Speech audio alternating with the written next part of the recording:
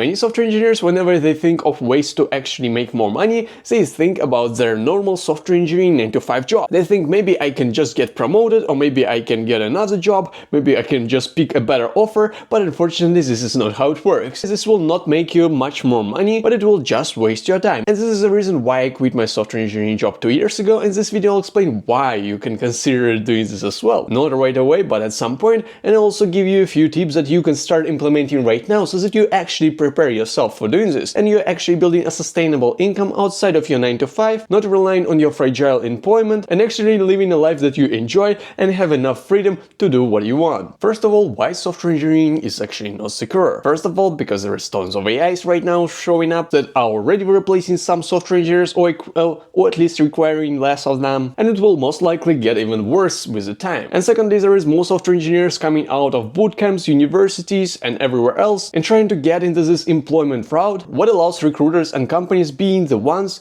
who are actually picking. And software engineers, even experienced ones, don't have much choice. Even myself, with my 4 years of software engineering experience, if I would be looking for a job right now, I would definitely struggle. But this is not why I'm not working as a software engineer. Because second reason is that basically any employment you can have is not secure. It doesn't matter if you're working as a software engineer, lawyer, or whoever else, as long as you're employed, you are relying just on your employer. And the guy who can say at some point that you're not working in this company anymore. What happened to me at least 3 times. Even while it looks like you are getting a stable income consistently, it's not changing, it's coming all the time, at some point it may just end. And this is exactly what happened to me as well. So don't allow this illusion of stability actually be in front of you, because it's not stable in any way. And I have no idea how long you've been working in software engineering, but you may also notice this in your experience as well. So what should be done instead of software engineering? Especially if you're a guy who still likes coding and you want to utilize your useful and favorite skill of coding somewhere else without actually working a 9-to-5, which is not stable as we discussed. So what you can even do with those inputs that we have? You can go work a 9-to-5, you can go freelancing, you can build your own product maybe, or you can pick a better route, which is creating your own software development agency. But here is the thing that most software engineers do wrong. They first try to build some software and then trying to somehow sell it. And I totally understand why we're doing this, because coding is actually easy. We're kinda enjoying the comfort of our own computer, we're just writing some code, talking to AI, and we're basically enjoying this process, and we never want to leave this process. And I'm more than sure that the same process happens to other professionals, such as artists, musicians, content creators, or anyone else. They're just enjoying this process of actually doing something inside without going out and doing some uncomfortable stuff that will actually help this grow. Like I know a ton of friends who are just making music, they have a ton of songs that they never published, because it's just easier to start writing a new song than actually going and trying to do a post-production of the song, releasing it, trying to promote it with TikToks and stuff like this. Why would you do this if it's so uncomfortable? You can just create a new song and just release it and say that it's gonna work somehow. Same actually happens to software engineers, I just realized it right now. But what you should be doing as a software engineer to actually grow your business, grow your agency, and even grow your product, basically the rule applies everywhere, is that you should be doing the same things that you were doing before when you were studying how to actually code. And it means feeling uncomfortable. Because when you started learning how to code, you felt really uncomfortable. And this is exactly what made you some good results. And this is how growth happens in our life all the time. If you want to grow some muscle, you have to go to the gym and actually struggle. I don't know, do you see?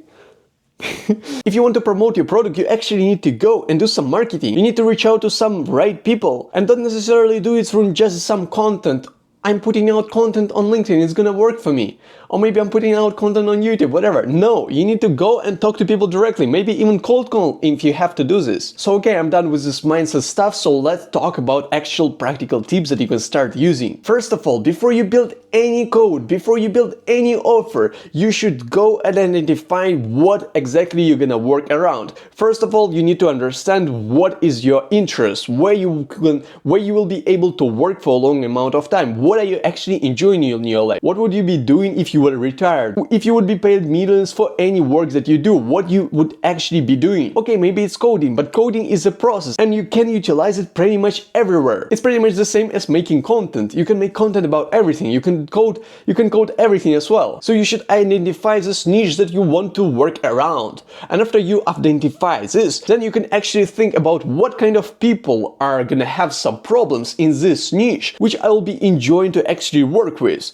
After you've identified some groups of those people, it's not necessarily just one, but ideally it should be just one, and this is when you actually need to go to this group of people and actually start chatting with them. Either it's on the conference, either it's connecting with them on LinkedIn, or maybe you are cold emailing them, cold calling them. You should be doing whatever feels the most uncomfortable for you. And after you've done this, you should actually invite them on a 15-minute call with you, where they're gonna just sit with you and listen to your questions. And this is when you're gonna ask them what their problems are, what their pains, what are their goals, what solutions did they try before. And you will see if your software or any other solution, maybe it's gonna be consulting, maybe you're just gonna give them information that they will need. Maybe you will not be even building software, but you will be utilizing your technical knowledge, or maybe not even related to software knowledge. And this is when you will understand if this is something they even need, if they're able to pay for it, and you will just ask them questions relevant to your entire future offer.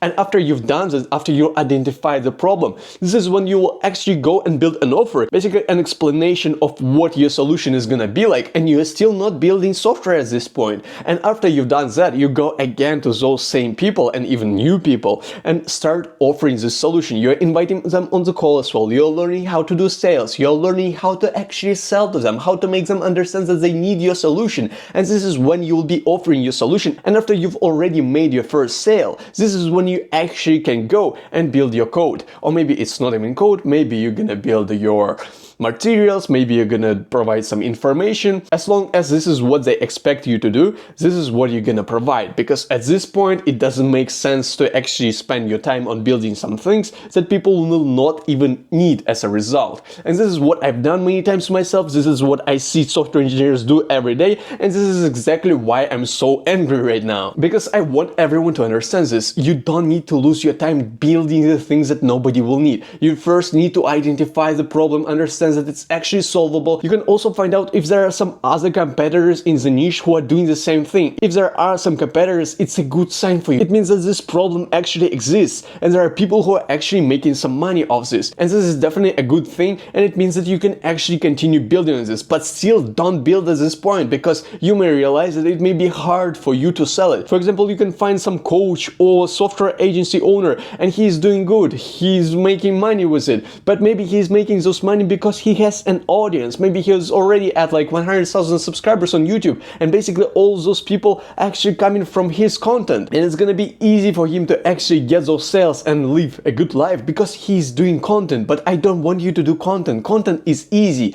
Content is easy. Content is much easier comparing to actually doing the outbound, actually talking to people in real life, online, doing cold calling, cold emailing, everything. You don't need to rely on content. Content is gonna be a long-term game. I'm doing this right now. I understand that it's not gonna give me instant results. I may need to wait for a year or 2 or 3 or 5, and I'm okay with waiting for this time because I'm doing the outreach at the same time. I'm doing cold calling. Okay, I'm just starting out. I'm doing cold outbound on LinkedIn. I'm planning to start cold emailing as well. And cold calling, as I already said. And if I will have a chance to go to some conference and talk to some software engineers or tech founders there, this is exactly what I'm gonna do. And I know that I will feel uncomfortable doing this, and maybe I look like an extrovert right now, but I'm a crazy introvert. I hate talking to people, and I just prefer the comfort of my camera. And if somebody would ever say me 5 years ago that I will be doing some cold calling, cold outreach, I would never believe them, and I would never do this. At least this is what I would thought. But in reality, this is what I'm doing because I realize the simple things, that you need to do uncomfortable things if you actually want to grow, and you need to pick the easiest way of resistance, kinda. The simplest solutions that everybody knows about, but nobody actually does, because this is like the hardest path and the path that nobody pretty much takes, or maybe not too many people actually take because it's hard. And this is exactly what you should do. This is the path you should take, and this is exactly what I'm helping software engineers to do as well. If you already have a business, which I doubt because this video is called How to Make More Money as a Software Engineer, then I can help you to actually do this for you. But if you are starting out, if you don't have this proof of concept yet, if you don't have any clients, then I'm gonna actually teach you on how to do this. You can connect with me on LinkedIn in the link in the description, and I will give you a few steps that you can take right now to actually proceed with your business and start developing this. And also, if you're working a 9 to 5, I want you to separate some time whenever you will be actually spending time towards your agency, towards your business, and what exactly you will be doing. doing. I want you to have checklists, maybe some calendar events booked somewhere in the evening or in the morning of your day before work or after work. You can do both. Even if you're working 8 hours a day, you can still be spending around 5 hours a day besides it to actually do the work for your business. And this is how you can actually grow. And after you've already grown your agency, your business, and you've seen some income, you've got a proof of concept, this is when you can actually quit your software engineering job. Unfortunately, this is not what I did. And I wish I would do this myself if I would actually know how to do this. But I quit it first, and then I started actually building the business. And I first built the wrong business, and a wrong business, and then another wrong business, another wrong business, and then now I'm building this. And this is the right business. So I want you to build the right business as well. And to do this, I recommend you to check out this video on how to pick the right niche, because this is the first step that you even need to take. Or if you don't want to waste your time on doing this, connect with me on LinkedIn again, and I'm gonna give you the next steps that you should take yourself. And I can also validate your idea, your offer, or any of the things that you've already done for your business. I have a lot of guides on this channel, so check them out.